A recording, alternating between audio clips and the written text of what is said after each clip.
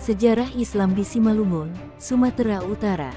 Simalungun dan Pematang Siantar merupakan dua daerah di Sumatera Utara yang identik dengan suku bangsa Simalungun.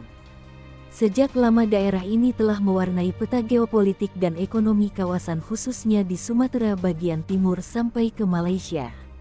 Masa prasejarah hingga 7–12 Masehi.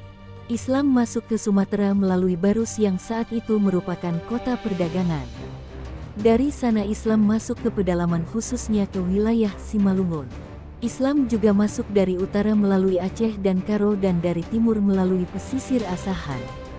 Barus telah lama menjadi bandar internasional yang menjadi tempat pemberhentian kapal-kapal di musim tertentu dari Yunani, Arab, Armenia, Tamil, Persia, India yang dibuktikan dengan ditemukannya prasasti Logo Tua dan eksistensi makam Mahligai, makam papan tinggi dan lain sebagainya.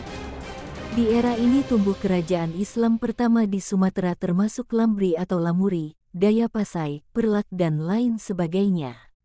Abad 12–15 Masehi.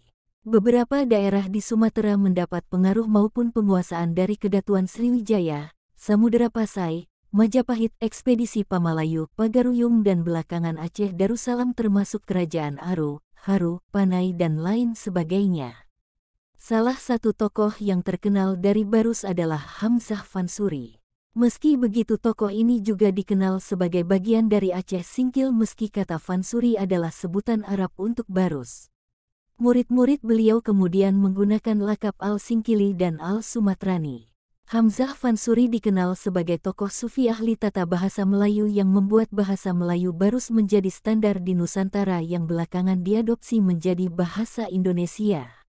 Barus juga belakangan dikenal sebagai titik nol Islam Nusantara yang diresmikan oleh Presiden Joko Widodo di era pertama pemerintahannya tahun 2014 sampai tahun 2019 yang didorong oleh sejumlah tokoh termasuk Putra Pakat, Humbang Hasundutan, Syekh Ali Akbar Marbun cucu dari ibu seorang Panglima Sisingamangaraja XII yang saat itu Rais Syuriah PBNU dan pembina Jamiyah Batak Muslim Indonesia JBMI.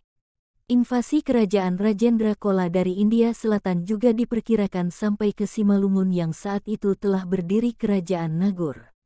Cerita rakyat Simalungun menghubungkan Kerajaan Nagor dengan daerah Nagore di Nagapattinam India yang sekarang berada di Tamil Nadu. Dulu bernama Coromandel. Sebelum dikuasai Inggris di wilayah ini pernah berdiri Kesultanan Karnatik atau Arkot yang menjadi bagian dari Kekaisaran Mughal India.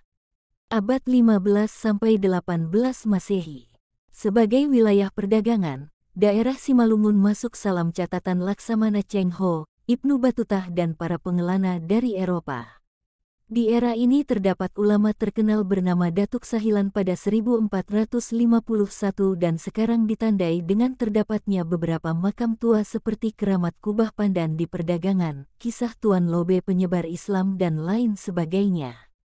Selain itu juga terdapat situs batu gajah seluas 0,8 hektar yang diapit oleh Sungai Bahkisat dan Sungai Bah Sipinggan yang diperkirakan dari era Sriwijaya. Para pembesar dan raja-raja Simalungun di era ini ikut mewarnai politik kerajaan di Aceh, Asahan maupun Kesultanan Serdang maupun Deli di Medan sekarang.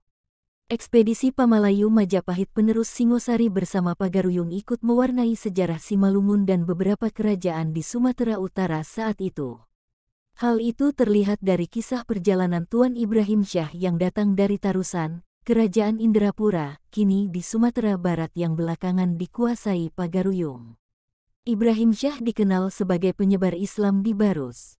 Juga ekspedisi pendiri Kesultanan Kota Pinang, Sultan Batara Sinomba atau Batara Gurga Pinayungan Tuanku Raja Nan Sakti, leluhur Marga Nasution, putra Sultan Alam Syah Syaifuddin yang berasal dari Kerajaan Pagaruyung pada 1630-an. Begitu juga Gocah pahlawan Panglima Aceh yang menjadi ikon Kesultanan Deli juga merupakan keturunan Pagaruyung walau berdarah India. Saat itu banyak pedagang India dan Afghanistan datang ke Simalungun. Salah satu contohnya leluhur dari Wakil Gubernur Sumatera Utara periode tahun 2018 sampai tahun 2023 yang datang dari Asahan dan berteman dengan Syekh Silo yang menjadi leluhur Ustadz Abdul Somad dari ibunya. keluarga Musa Rajeksah merupakan tokoh Simalungun yang terkenal di bidang ekonomi dan dakwah, abad ke-18 sampai 20 Masehi.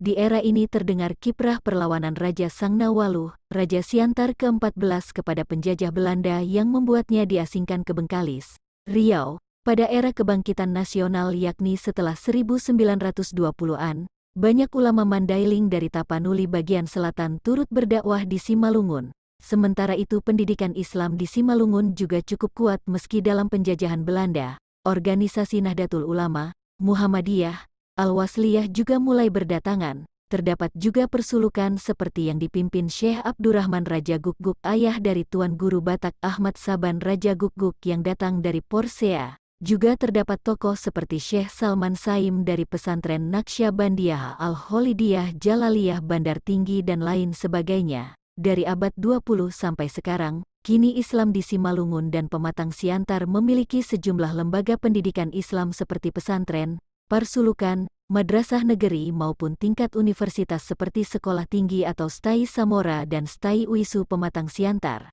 Dalam waktu dekat akan dibangun juga Universitas Muhammadiyah Simalungun. Sekian, terima kasih.